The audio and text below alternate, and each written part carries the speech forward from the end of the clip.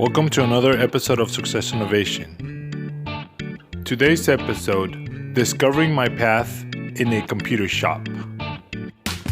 Join me as I get to know better Efrain Vasques from San Diego State University. Discover a funny story about how he was able to achieve an internship with an event that he was not even participating on, but volunteering to serve the community. Join me as we discover the obstacles he's had to overcome and the pleasures of working with Arduinos and stuff that he really enjoys, what books he likes to read, and what he likes to do for fun. Welcome to another wonderful episode of Success Innovation. Thank you so much to the audience. This is another episode, and today we have Efrain Vasques. Efrain is a San Diego State University student. He's a sixth year computer science. Welcome to Success Innovation. Pleasure to be here. Yeah, thank you so much for joining Success Innovation. Can you briefly share with us kind of your background and who you are and what you're doing in engineering, computer science in particular? Absolutely. Yes. So I went directly to San Diego State from San Isidro High School. I went directly. Okay. Yes, graduated in 2014. Originally, before I started university, I had my mindset, or what I wanted to do when I was in high school and even middle school, is be more like a computer technician. Okay. Like work on computers, build computers, because as an early age, I kind of started to deal with them a lot. Okay. Because my parents weren't very What computer was the literate. first computer that you actually opened up or broke? Broke? or yeah. At what age was it? What age? Let's see. That was when I was 4. 4 years old. 4 or 5, because I remember the first time we got our own, like our home, like the first time we have a computer was in 2002. What type of computer was it? It was a Windows. E-machines. What was it? A C2280. 2002? Like that was in 2002. Wow. I remember that. Okay. I remember playing. Well, I guess what I remember a lot doing with it is playing games with it. That was my favorite aspect of it. And you were 4 years old? That was like 4 or 5 when I started to like mess around with it. Okay. And then my interest kind of started with, again, when I was playing games, because I bought a game. What games did you kind of play in the computer? A lot of it were like online Flash web browser games, like Cartoon Network, like kind of like kids games. Okay. And then later on, when I got my first console, I got into like the taste of real gaming, like first-person shooters. Okay. But what happened is that when we first got the computer, my parents and I, there was a game that I really wanted to play. That was kind of like the trending game. What was it? And I played. It was Halo Combat Evolved. Halo. Okay. That's when it came out in 2001, and then it kind of came out on the computer in 2003-ish, I believe. And what happened is we bought it, or they bought it from me rather. I put it in, like, all right, cool, it's a computer game. Right. Therefore, it should run on a computer. Right. I put it in, and then what happened is I couldn't run it. And I was wondering, I got an error saying GPU graphics is not compatible, or it's not powerful enough. So your graphics card was not compatible. Right, and I was thinking, I thought, like, my logic was as a kid. You put it in and it works. I put it in, it works. It's a computer game. That's what I saw a lot on TVs. Put it on the computer and it'll work. Now, of course, the computer I had wasn't the same, so that was also to consider. Right. And I thought, so you have a graphics card?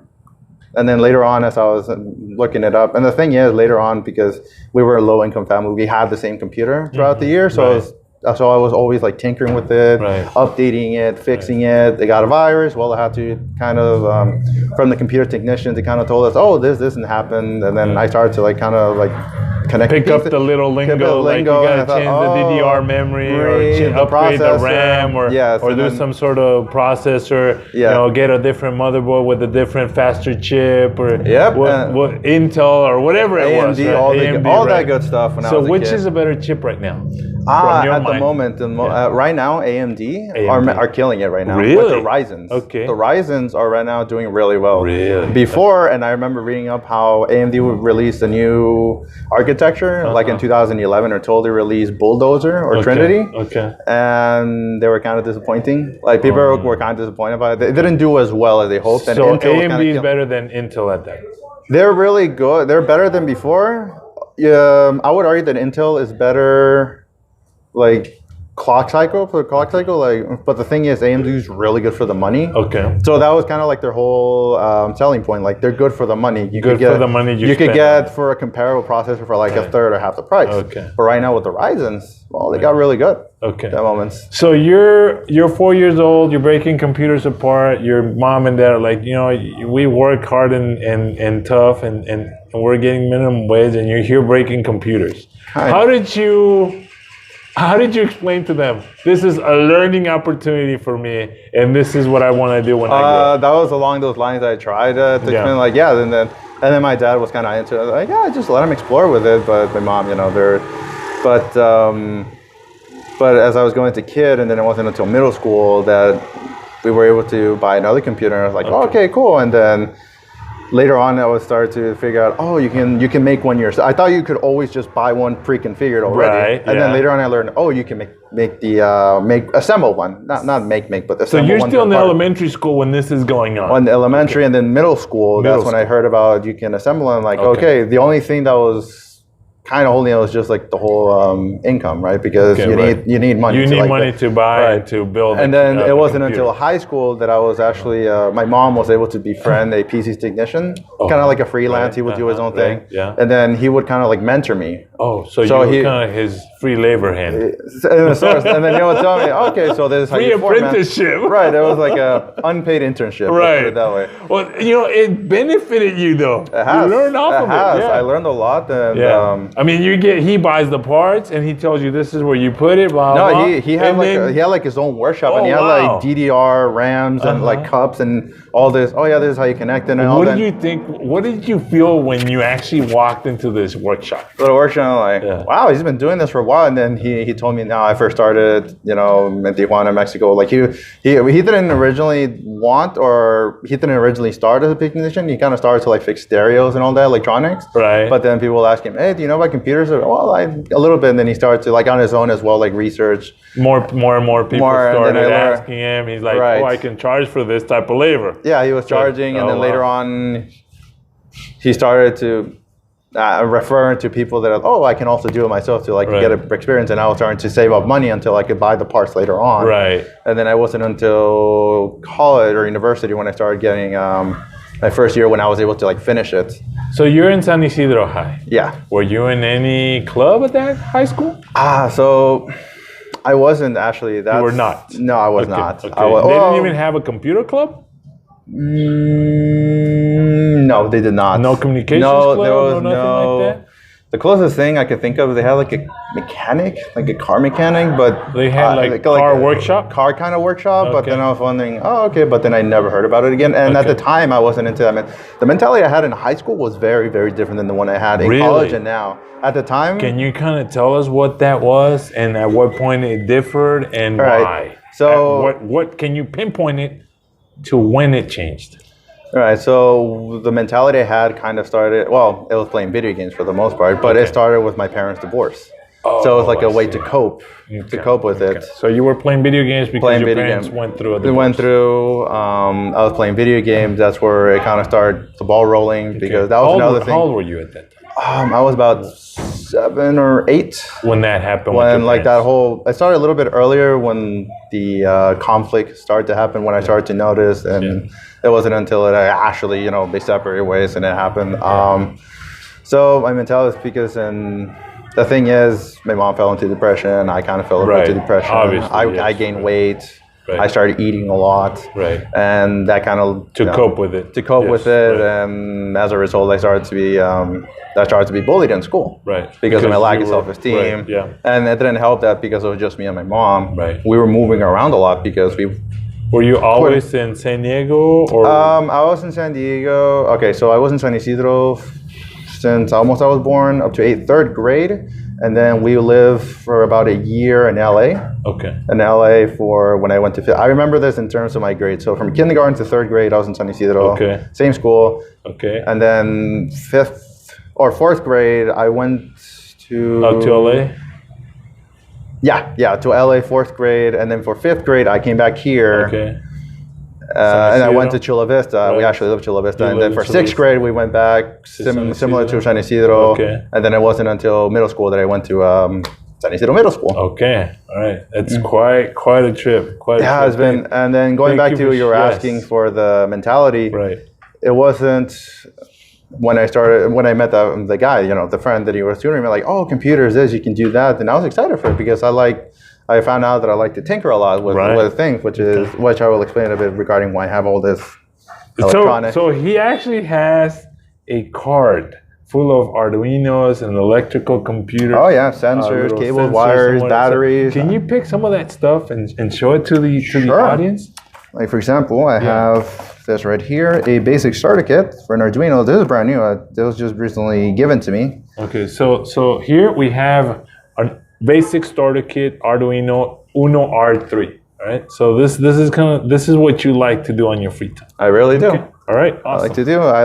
What can you do with one of those? With one of these, you can do many things that I found out later throughout the years at university. Right. Yeah. For example, like one of the first things that you typically everyone will learn is how to turn on an LED. Right. Yeah. Right. What's an LED? An LED, a light emitting diode, is basically like a little light bulb, right? It's basically for a digital light bulb of sorts. It's a little digital light bulb. And the thing is, even though later on you're gonna find out, or people might think, oh, what's a big deal of turning a little LED? Right. Yeah. Well, one, you kind of flip up a switch. Yeah, you can flip up a switch. Right. So the thing is you can use like wires, electricity, resistors. Right. Eventually, I started to learn about electronics and physics, which I enjoyed. Actually, that was my favorite class, even though for a lot of people it's kind of like, oh, I don't want to do that. To be fair, and then it wasn't until I got to high school, and then I thought to myself, okay, then I want to be a PC technician or something along those lines. That deals with computers. Computers in general, and I thought to myself, okay, I'm gonna pick a major that's like a PC technician or something. And as I was going to San Diego State, I was undeclared for quite a bit because I couldn't find it, and I thought, okay, well, there were two. The only majors that I knew of at the time were computer science and computer engineering. Right. I was kind of put off by computer engineering because as a prerequisite for the first computer engineering class, you need calculus. Right. Differential calculus. Okay. When I was thinking about declaring, at the time I was barely taking pre-calculus. Right. And then I looked at computer science, and they said, oh, you only need to have the entry. Like it was faster to get into computer science than computer engineering because you need calculus because it's the introduction to programming. Okay. I thought, okay, I'll go the computer engineering route. Okay. All right. So as I was doing that, as I was going through the classes and many things, one of the other turning points I had during my college career is calculus 2. Okay. Calculus 2. This calculus is at San Diego State, right? At San Diego State, yeah. Everything, all the classes. Okay. And it wasn't until I took calculus 2. Actually, it was a very hectic semester. Why was it a hectic semester? It was hectic because and I remember this exactly because of. I'll explain. So in spring of 2016 was when I took calculus 2. Right. Fall of 2015 was when I decided, okay, I'll take it easy this semester. I'll only take 4 classes, calculus 1, a history class, programming, and all that. And I'm like, okay, I'll do, because on average, we're expected to do like 15 units because you're supposed to graduate with about 120 for the degree. Right. Okay. And I thought, okay, I'll do 13 units and I'll pick it up next semester with 17. Right. Oh my God! Okay. That was so some individuals would think that's doable. That's doable, and then when you get into it, you're like, oh my God! So what happened is it's a lot of work. Yeah, I had to, and even when so in the end, at the end of like my scheduling, because I was like picking classes. So you mentioned 17 units and whatnot, but what's the normal load? The normal load? Yes. Of units for our audience. Usually it's between 15 on average. That's the usual load. Okay. And that's how many classes more or less? That's 5. About 5 classes. And that's a full load. That's usually the full load. Right. Yeah, because for full time you need at least 12. Right. 12. So 4 classes is considered, but some classes are worth 2, some classes are worth 1. Right. Some classes are worth 4. Some of them have a class plus a lab. Yes. So that's how, So that's kind of like, oh, well. Right. Exactly. So the reason I mentioned calculus 2 is it's because I was taking 2 tennis classes, 1 music class, a physics class, the physics lab. Okay. I was taking calculus 2. Okay. And then I was taking computer science 237, which is machine assembly language. Okay. Wow. Okay. And I was thinking, okay, that was not fun. That was not. That was not fun. I actually cried twice. I did because it was so hard. Did you fall into depression at that time again? A little bit or not too much? A little bit. How did you cope with it? I was because obviously you told me you cried. There's something that probably broke inside of you. And if you had already gone, you were what? I was cracking under the pressure. I wanted to cry, but one of the many things that helped me were my peers because, or like students, because we study, they helped me. Hey, don't worry about it. You fail a class, it's fine. You can take it again. But of course, I understand that's different every person's circumstance. And actually, that was one of the best, worst decisions I've ever done. The reason I say that is because when I finished Calculus 2, I got a C-. I got a C-, and you think, okay, that's not too bad. But the thing is, I have to have a C and above. Right. So that means I had to retake it again. Right. And that's where kind of the magic happened in fall 2016 because I took it, and being the second time thing, everything started to click, like the subject, the mathematics, and I started to appreciate math a lot more. Right. That was learning Calculus 2 or math in general. I started to appreciate mathematics and engineering more, and it kind of started to like because mathematics is kind of like the language for engineering. So you can say that at that point, you can say that was like the before and after mindset. Would you say that? That was a little more. So that was kind of like before. I was like, okay, I kind of wanted to do computer science, and then I took mathematics and the pressure, and then I took Calculus 2 again, like I said, and I started to appreciate mathematics a lot more, and then. The thing is, I would spend most of my time at the Math and Statistics Learning Center they have on campus. That's where I work as a tutor. Okay. Actually, because of that, because I failed calculus, failed, I didn't pass with a grade, and I retook it. The thing is, it's because I would spend so much time, and then eventually everything started to click. That a lot of students were asking for my help, and some of the tutors and the director were asking me, and I found out that I really like to teach. Right. I really like it. I just like helping other people and they get that aha moment or explaining in a certain way, like finding out the whys in the house. Right. And then that's when it started to like snowball my interest for engineering. And then because as I finished Calculus 2, I was relatively proficient in mathematics enough that I did one of the students that I was helping, they even went directly to the director of the tutoring center and they said, hey, this guy's really smart, you should hire him. And then she came over personally and told me, hey, would you like to work here? And I said, yeah, I like to work there. Yeah. So that's how you got your first job? That was how I got my first job at the university. The university, wow. Like my first official job, I guess, besides doing freelancing for computer, which I've been doing for about 6 years. You still do that? Not too much anymore, and I'll get into a bit as to why. So going to the whole mathematics, and then I started to tutor others in mathematics, and then later on things were clicking because like, oh, that's how we do it. So later on I found out, hey, the best way to learn is to teach. Right. Because when you teach, you learn twice. You learn twice, and then you're kind of forcing yourself to process it in different ways to explain it, because not everyone understands it the same way you do. Yes, right. Right, so I forgot what the numbers were. It's like you'll remember 10% of what you read. Right. You'll remember 30% of what you're taught, or something like that. You'll remember like about 70% so there's if you do it. Right, yeah. Right, and then you remember 90% of it if you teach it. Wow. Because you're talking about it, you're showing it, and then you're kind of like at the moment just. So that was a kind of a hard transition from when you told me from high school to university. You kind of were just in this limbo, and you were kind of a little bit lost. And then all of a sudden, you take this Calculus 2 class. Mm-hmm. You didn't do so well. You mindfully say, I'm gonna retake it. Everything starts falling into place. So now you're declaring your major. You declare at that point your major. Yeah, at that point, computer science, and you say, this is what I'm gonna be. Mm-hmm. So now you have a bag of goodies here. Mm-hmm. You showed us the Arduino Uno R3. Mm-hmm. What else do you have in that? Well, what else? I have many things. And obviously, for our audience and whoever's watching, this is not something that he does because it's a class project requirement, because it's mandated. You do it because you enjoy it. Yes. This stuff is you buy on your own and you make it work, right? Right. And you tinker with it. So he's a real life scientist and developer, if I can say that.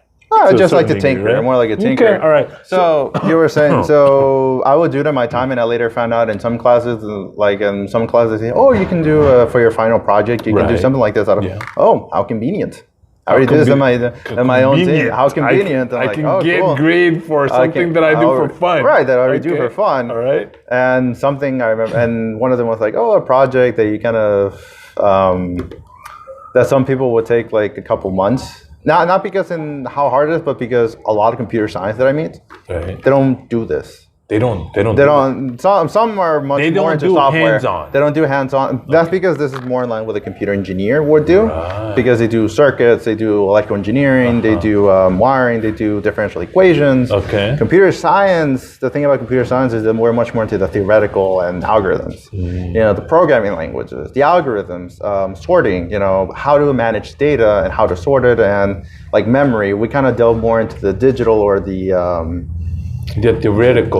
theoretical aspect of it. The mathematical aspect in engineering, they kind of deal more and more the application or hardware aspect of it. I see. So that's when, and for a bit I thought, I should have done computer engineering, but I wouldn't have, if I did computer engineering, maybe my path would have gone differently. Right. I don't know. I wouldn't know. I wouldn't have known at the time. So you have this kit in your hand right now. Yes. Why do you have it in your hand? I have my hand because I like to show it off a bit. What were you going to show off? So he's got this kit, and it says 37-in-1 sensor kit for Arduino. Right. So what can you do with this kit?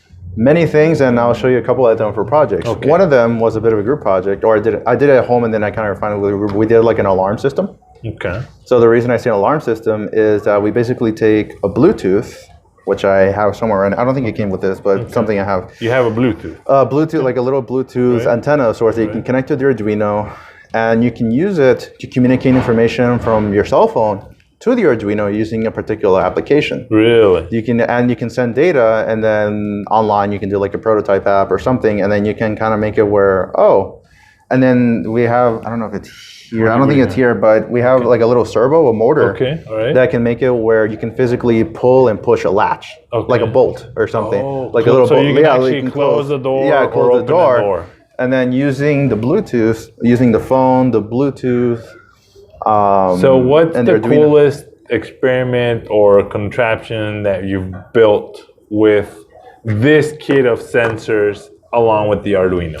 I want to say a small like weather temperature station. Weather temperature station. Yeah. So when you say weather temperature station, does that measure like the humidity? Rainfall? Okay. Right. So it measures like the humidity, the temperature, those are the main, because I was barely starting, but that's what I like, because later on I found out that you can integrate other programming languages with your Arduino. Okay. Because the Arduinos are C and C++. Okay. I thought, okay, fine. But what if I want to use like my computer as a base station? Right. And then I found out that you can interface an Arduino and a computer using Python. By using the Bluetooth? The Bluetooth, because hardwire connection? Or how have you been able to manage that? To manage, so I connected directly through USB. So I connected through Bluetooth. an Ethernet cable type of thing? Through the USB. So you know about the printer cables? Right. The one like the block. They're basically the same type of cable that they use. Really? Okay. Yeah. So he's going to show us the cable here. It's a printer. It's a square block on one end, a USB connector on the other. It's a USB Type B that I found out later. Okay, yes. Great. Okay. So the reason I say this is because this is how you program in the first place. You connect to the computer. And you upload, download. You upload and download code. And then I found out, hey, I can have a separate Python program. Okay. That can take in data from the Arduino. Yeah. And you can graph it. Oh. And save it to a text file or any other file. So all right. So how did you come up with, I'm going to build this little contraption that can do all this and measure the weather, measure the humidity, and I'm going to gather the data, download it, relay it back to my computer desktop. So, how did you say that? Just come up with it, or kind of like figure it out? It's not like a teacher or professor tells you, this is what you have to do for class, this is the kit that you have to use. What pushed you and drove you to actually pursue this on your own? On top of classwork. On classwork. So one of the things was actually the Society of Hispanic Professional Engineers. SHIP. Right. So once again, we come through with Society of Hispanic Professional Engineers. At what point in your career at San Diego State did you actually encounter SHIP? I encountered SHIP through a friend in fall of 2017. 2017. Fall in 2017. What did this friend, and can we mention the friend's name? Sure. Yeah, I can say Eric Eric Danda. Eric de Anda. So Eric shout out to Eric de Anda. Thank you for introducing him to the wonderful world family of SHIP. Okay. That's how I met him. And the thing is, he told me. When you go to this first meeting, right? What's your memory of that meeting? Memory? Well, so what happened was that he told, because at the time I wasn't involved in anything still. You were not. I was not. I was not. You were doing your own projects, or you were not? I was not. This was after I joined. Oh, this SHIP. is after? After when I joined SHIP. The reason I say that is because he told me, hey, so you're involved with anything? I'm like, no, I'm looking what's involved, but I don't know what, like exactly what I think I want to do. Okay. And he's like, oh, join SHIP. Okay. You're like, and at the time I had the mentality. Like, what is SHIP? Well, what is SHIP? Oh, right. So he explained to me and told me, but I'm not engineering. I don't have any experience. Doesn't matter. That's not the point. You're here to learn as well. Wow. And I didn't have I had the mentality that you kind of already had to know to join. Oh, and that's what kind of. All right. So can you slow down and say that? No. I want you to focus on what you told me right now. Yeah. You felt that because you were not an engineer, you were not going to be accepted in SHIP. Or I didn't know enough, like what they wanted, like engineering, math or something. And that's what I was scared of joining anyone, because I thought, hey, because there are people in some of my classes that, they've been doing like programming since middle school, since high school. They've been some doing of the other students. Yeah, they were like a lot more proactive. Well, when I was in high school, I was just playing video games, really. Right. I was playing video games, and I thought, I thought you had to like know all this stuff. Like, no, not really. I mean, that's actually the opposite. You should join because you don't know anything. Right. Because that's where you learn it. That's where you can see. That's where. I thought to myself, okay, sure, I'll join. And he wanted me to, what was the position? He told me, they have a position. He wanted you to be a part of the board office. Part of the board. Okay. What did you say when he offered you this opportunity? And that's when I told. I didn't decline, but I thought you didn't felt that you were gonna do a justice. Either a justice, or I thought to myself, because I applied for other things, and I thought to myself, you know what? I'll apply. What's the worst that can happen? Right. Not get accepted. Right. I mean, all right.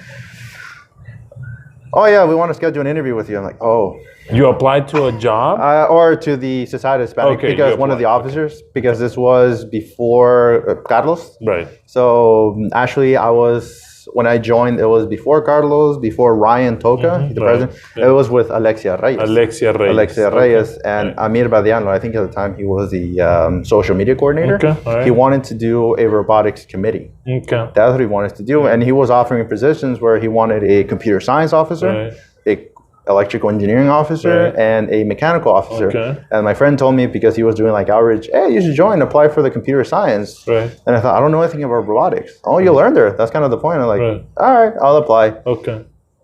And then later on, they scheduled an interview with me, and that's when like things started to go into full swing, because with robotics, I had to research a lot of it. That's how I was able to research all of this. So that's how SHIP introduced you, essentially. They didn't say, here's the kit. You kind of said, I need to learn about robotics. Yeah. What goes into it. Where would you I find start? out about all the sensors, and then you figure out, hey, there's a sensor kit with Arduinos. This is how robots are programmed, and you kind of went down that rabbit hole. I did, and then I had other friends, and then I had a friend or acquaintance over at the Math Learning Center that was he was a computer engineer. He later turned to electrical. Right. He was in mechatronics. Okay. And then so that's another robotics club, right? Yeah, that's kind of like they're well known over there, and they're And then are you still part of the mechatronics, or were you ever part? I was never. Actually, that was what I was looking at, but I was getting. I saw the stuff they were doing. They do amazing stuff. Like they do robotic subs and all thing. And then I was being put off because, wow, I don't know any of this. Like, how do I? Because you were intimidated. I was intimidated, and I thought, oh man, they do all this cool stuff and everything. I'm like, what can I offer? All right. And I thought, and at the time, I didn't feel like I could offer anything. So like, I was put off.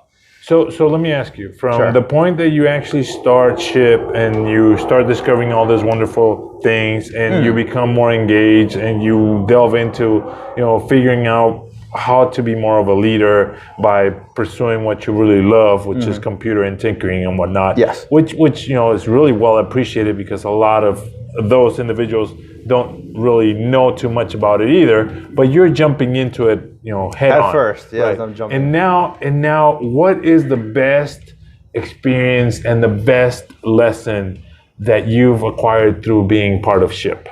Part of SHIP? Because that's the organization you mentioned. just always be willing to learn. You're always be willing to learn. Yeah, be willing to learn. Have a bit open mind because, and something I remember we had a board meeting and we had one of the project manager for Rick Engineering. Okay. And he was telling us because he was talking about like the resumes and like the application and everything. And one of the students asked him, so was it Luis Davila?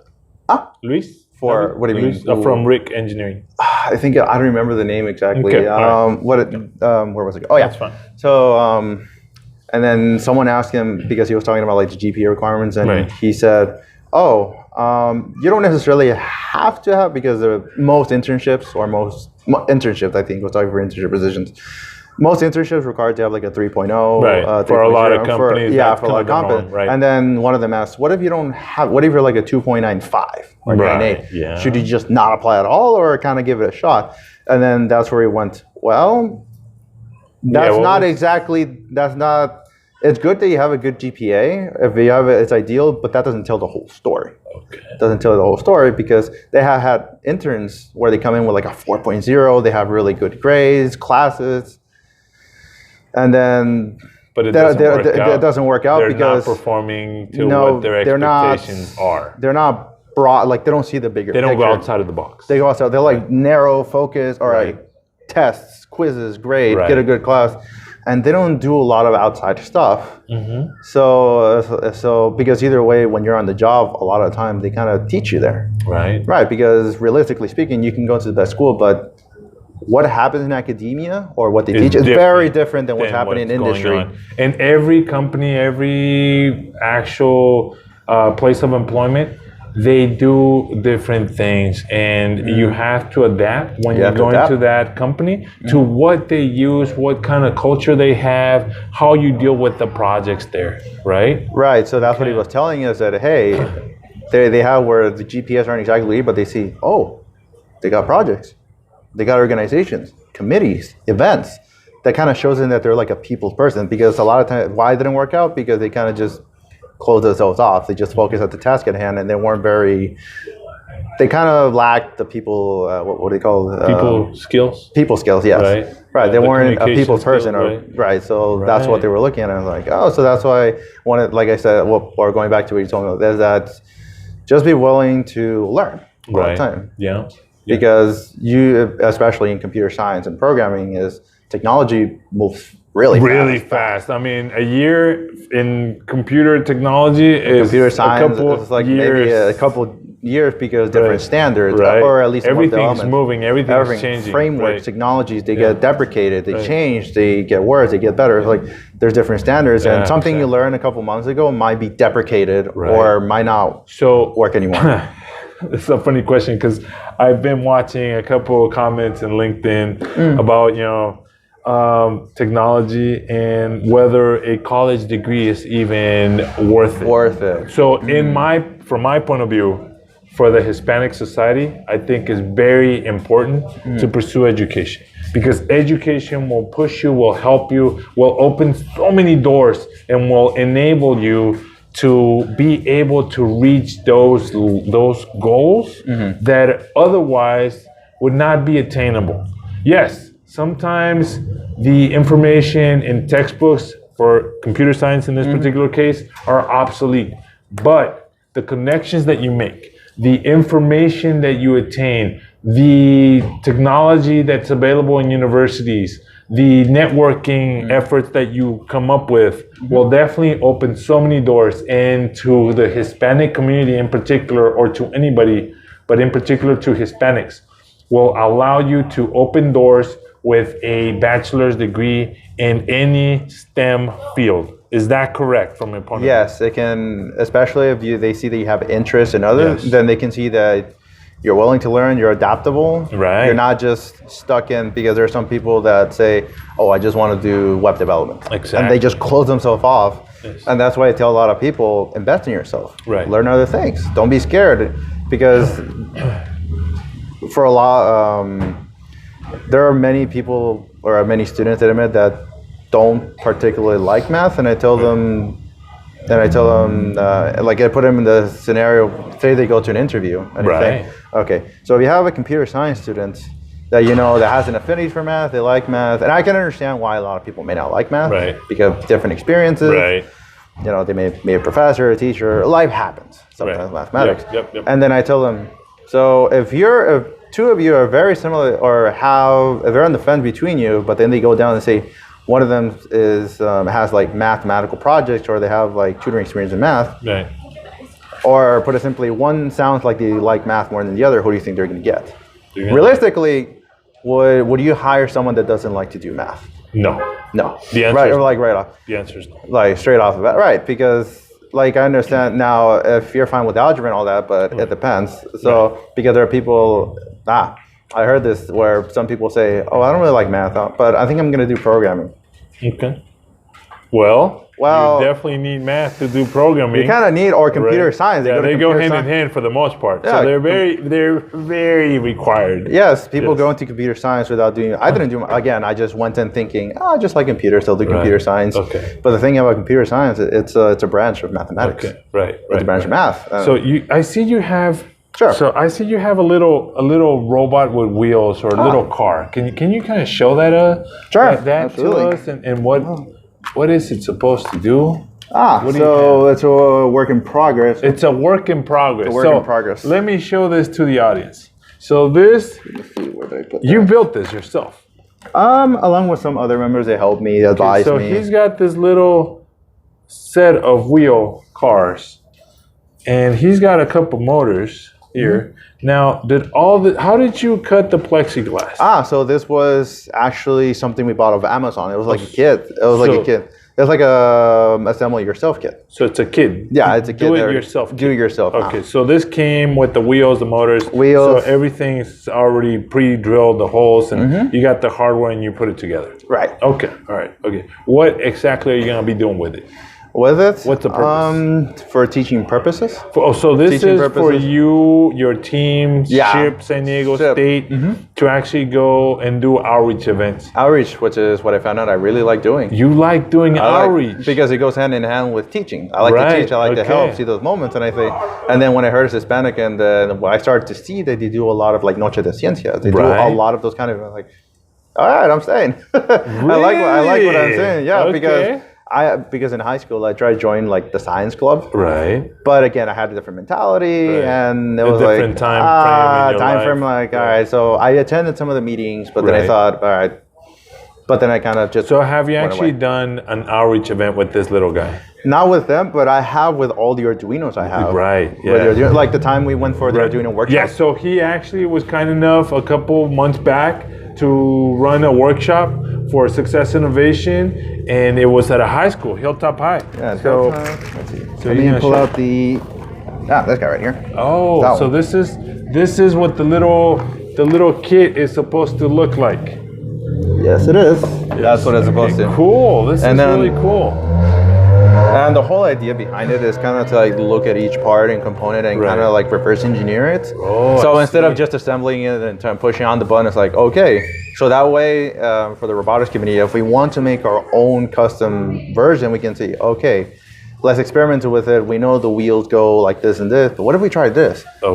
What if we went over to the so actually building? To go ahead and tinker with the actual robot and with different components, different sensors, vary the speed of the motor, rotation, RPMs, whatnot.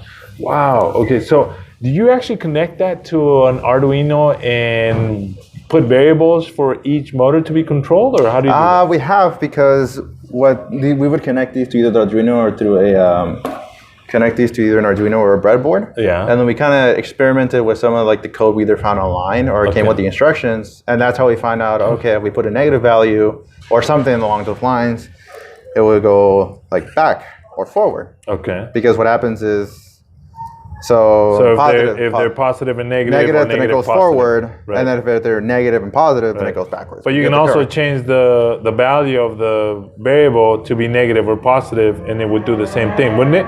I believe so. I don't remember at the top of my head how the code looked, but you can say, if you reverse the polarity, then it's going to go backwards. I mean, if you reverse the polarity, it does that. But also in the program, if you wanted to do reverse, yeah, you can program it to do custom things, and that's what we're trying to experiment to see. Wow. Okay, how does it work? Did you program this in C++, in the Arduino? C and the Arduino. Me and some other member who are looking at it, and we're making our own like little experiments of, what did we try this? Oh, what if we did that? Because that's kind of the whole idea. Instead of just, all right, assemble it, push the button, all right, we're done. Interesting. Because that's not how you really learn. That's why I was like, oh, no. And then later we make our own version of it. Have you, so I was talking with another person earlier. His name is Alfonso, and we mentioned the SHIP conference. Did you attend the SHIP conference? When was it? The national. It was last. It was in October, November. October. Yeah, end of October, early November. So it kind of overlapped. Oh, I was planning to, but then.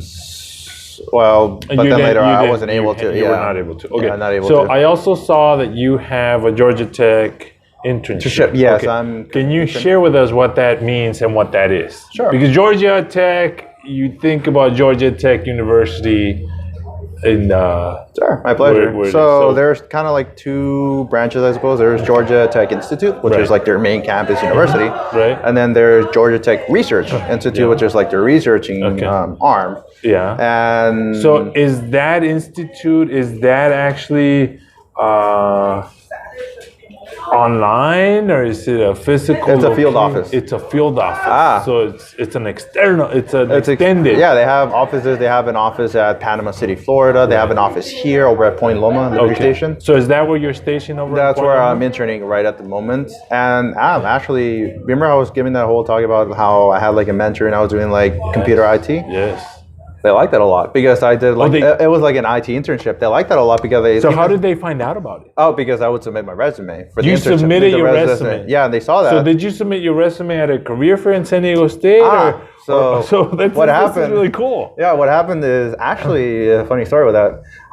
Because Side Hispanic Profession in San Diego, so we have those mock interviews. The mock interviews, right? Right. There is a room. The mock interviews, for those of you listening and who don't know what this is we conduct essentially a workshop where we bring students and we bring professionals from the industry so that they can sit with the student, critique the method that they approach the interview, and it's not necessarily where they're interviewing for an actual position. But in this case, you made an impression, apparently, right? Or somebody took that information that they had with you. So they took the information. They kind of, because here's what happened. I didn't even go to attend, like to be one of the participants. What I did is I just went over and helped guide the industry professionals. You were just helping and supporting? I was just helping and supporting, and then like just bringing in the waters and the snacks. God. Okay, so this is even so much better because there's so much value added here. If you go to a workshop and Efrain here, then it was not even intending to participate. He was helping. He was pushing the water. He was being a service individual for this. He was part of the organizing committee and helping set this thing up. And you got to talk to an individual, which goes to prove to you guys in the audience, listening or watching, that you never know who you're gonna meet and what kind of conversation is gonna be taking place and where that's gonna lead into and what opportunities is gonna pop out of it. I did not know. I just I did not expect that at all. I was just talking to them, and if I say his name is Benjamin Rubalcaba Alonso. Right. He was a contractor at the time. Right now, recently in December, he got hired full time at Georgia Tech. Right. And we were there and we were talking, and then he asked me, the standard question. Are you studying here? What are you majoring on here? And then he hit me with a big question. Do you want an internship? He hit me with the bluntly said, do you want an internship? Do you want an internship? And I said, and what did you think about it? I thought about it. Well, yes, I was. Were you shocked that this came out of his mouth? It was unexpected. And I thought, obviously, it was unexpected because you're carrying bottles of water, you're putting sandwiches together, pushing chairs. You have no resume on hand because you weren't really going for that purpose to this mock interview workshop. No, and what happened is he asked me, and then they told me on internship, and I told him, like an IT or technology, and I told me, okay, give me your phone number and your email, and I'll send you one on the way if he finds one. Okay. And then a few weeks later, he told me, here's an opportunity over at Georgia Tech. to apply online, and I thought, oh, okay. I remember the dates exactly because he sent it to me on the 20th of February of last year. Yeah, 2019. 2019. Right. And then it said, oh, okay, cool. And then it said apply by the 21st. Okay. Okay, I'll apply. And then I thought, oh, what have I got to lose? I'll apply. Right. I applied, and then I put everything, you know, and then one of the key things that later on I found out they got their attention, which I assumed as much, is that I had like 60 years of IT experience. And that's what they really liked from my high school days. That you had 6 years. 6 years. Because accumulated experience. Because you were tinkering with computers I was helping since that like at the flea market, and then with the mentor, and then he would give me the computers, I'll format him, wipe him, you know, all this back and forth. Wow. And then he called me, and I thought, like a few weeks later, I thought, oh, maybe I didn't get the internship. And then I get hit with an email saying, we looked at your resume and we like what we see. Are you still interested? And then I sent the email saying, yeah, sure. And then, you know, back and forth asked me, oh, when's a good time that I can call you to have like an informal, just to like talk to each other and get to know each other. So how long have you been with them? I've been with, Georgia Tech. Yeah. I was hired on board on the 20th of May. So you're a full-time? Student. You're student intern, student. Okay, all right. Would you like to continue and be on full-time with them or no? I would if they have any positions or opportunities with like engineering or robotics, you know, more than say IT, because I liked IT. Right. But then I started to go more into like mathematics and engineering, and I thought, I know I can do more. I want to do more. I like to do engineering. That's kind of what I'm looking for. Right. And I know they do at least a lot for like with the government, because they get contracted with the government a lot. Okay. If I might say so. And they kind of brag about it a little bit, but a couple months ago, they were able to get a $245 million contract with the Air Force. Okay. So I'm like, all right. And that's probably public. Yeah, that's public. So you were saying that, you know, that's public domain of the award that they got for the Air Force. So where do you see yourself actually in a couple of years? Do you see yourself in that same company? Are you pursuing a big name brand company that you could possibly at least somewhere? Well, ideally, we would all like to work at somewhere where we like doing, right? Right, obviously, yeah. Well, what's your dream company? So, dream company. Do you have any in mind? Well, one of the companies that I've interacted with before, and I like, at least with the people, is Qualcomm. Qualcomm. Well, because I know they have the drone labs, so they have like their own part of robotics. Georgia Tech has a lot of good stuff, but the thing is, they kind of have all of it. We're at the East Coast, right? Because that's where they're mainly headquartered at, and they have some things here, and they do it, but they do it in conjunction with the former Spay War, now NABWAR, right? And that's where they do like underwater submarine competition for high schools and all that. And what I see myself is at least with a company like doing robotics for embedded systems in particular, and then. But one of my goals is to get a job that pays well, so that way I can go and help out students. Of course, because as much as I like doing it, a lot of the stuff isn't free. Of course, right? You incur some expenses on that. Expenses, which I don't mind, because if the students learn from it and they like it, it's like, all right, great, it's worth it, and that's what I like to do. Awesome. So you mentioned Qualcomm. Yeah. So, have you had any experiences at Qualcomm other than networking events with them? Networking, well, we have done events with them. Like, for example, their Think a Bit Lab. Yeah, right. Ever heard of that? Yes, yeah. Right, so the Arduinos, and then I know, you know, Eduardo de los Heros. I think Eduardo, Alfredo Rubalcaba, he's the director of engineering. Alberto. And then, then all of them, and I met them, and they talked to me, and they're like, oh, would you like to volunteer or become a mentor? Or think of it like, so that's as far as it's actually gone with that Qualcomm. With them, but the first time I met them was when I went to their Hack Juntos. Hack Juntos 2.0. That's when I first started to like meet them, and I wasn't like to talk to them, and I met them and I joked with them. Actually, a funny little story with was it Alfredo? Because he was asking my name, and I thought, oh, it's Efrain. I'm sorry, what? Efrain.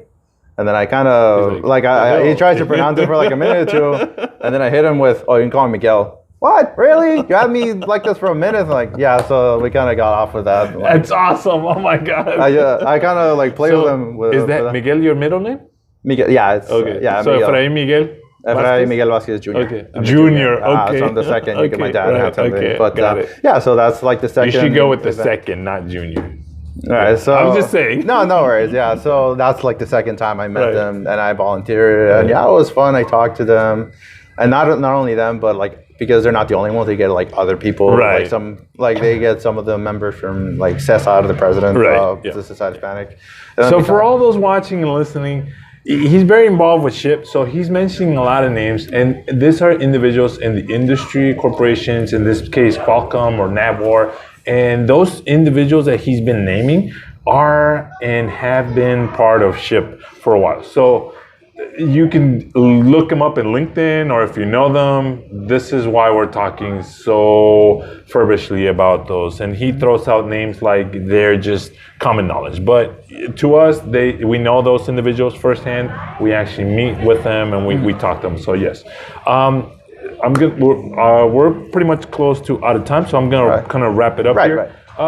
What do you read for leisure? Yes, I do. What? I like to read a lot. That's actually one of the ways I was able to cope with depression is I would read a lot.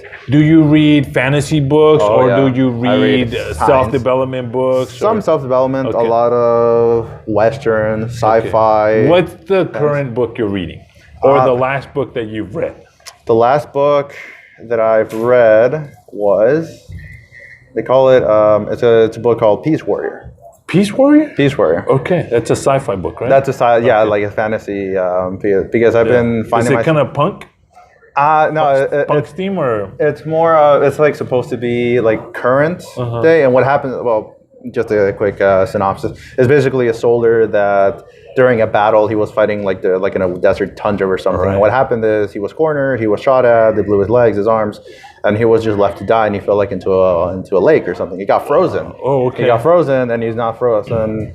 And then 600 years later, our whole society is just like peace. Like there's no violence. It evolved. Something happened. Peacetime. They find him. He's like the Ice Age man. Right, the Ice Age. They defrost him. Yeah. And they can rebuild the $6 million man. Yeah, they rebuild them. But what happened is they were invaded by an alien race called the Minith. Okay. But the thing is that for hundreds of years they were conditioned for peace. Okay. So they don't have weapons. Okay. They don't have an army anymore. Okay.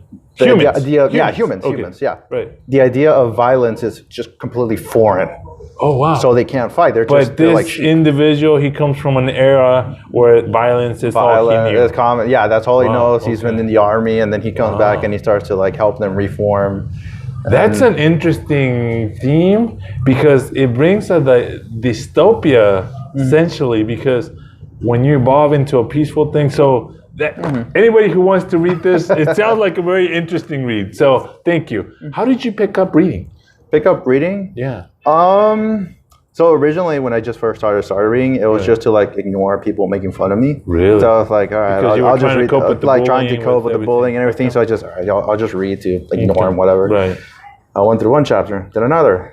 Oh, I'm done with this book. All right, and this is for leisure. It's not like it's class assigned. No, that was in leisure. I read like when I started reading the Goosebump books when I was fourth grade. And then it just like shot up, and I was reading my whole time. So you're more into a sci-fi type of reading genre? Anything that I guess, the most I find myself are sci-fi and Westerns. Okay, all right. Westerns, I would read a lot. Then later on, I would like, you read sometimes any comics? For leisure. You read any comics? I used to read a lot of comics. Okay, not anymore? Not so much? Not as much. Okay. Not anymore. Okay. So I would find myself reading technical books. Okay, technical. Yeah, some technical for computers, for fun, or engineering in general, like robotics. I would just read books and like, oh, that's how they do it, or something just for my. That's cool. That's really cool. Thank you for sharing that with us. Yeah.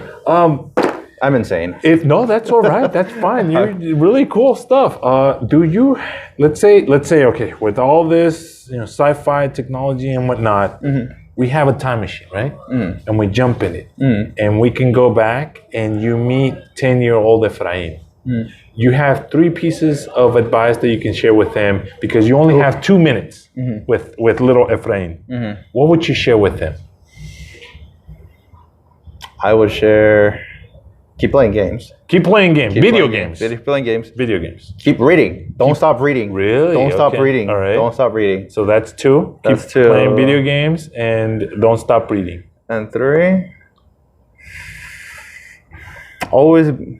I say that now, but I'm pretty sure. No, right. It could change, but I'm asking right now. What 3 pieces of advice would you give to little Efrain? So one of them reading, is like keep playing play games. video games and don't stop reading. Don't stop reading. Keep and the reading. last one? The last one. Yeah. Oh, for the last one, I would go and say.